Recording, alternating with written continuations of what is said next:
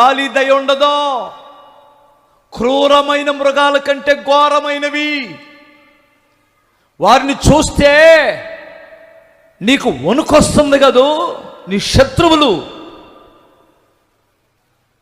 నీ దేవుడు వాటి నోట పడకుండా దేవుడు నిన్ను కాపాడి నిన్ను బలపరుస్తానంటాడు. ఒక్కొక్క ఫోన్ వస్తే మన గుండెలు అదిరిపోతూ ఉంటాయి.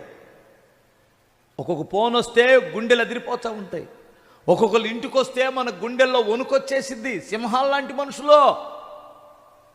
వాళ్ళ మాటలకే మనం చీల్చబడతాం. వాళ్ళ మాటలకే మన గుండెలు చీల్చినంత పని అయిపోయింది. అలాంటి వారితో నువ్వు పోరాడుతున్నావా? అలాంటి మనుషులతో పోరాడుతున్నావా? చూడు, నీ పక్కనే నిలిచి ఉన్న నీ దేవుడిని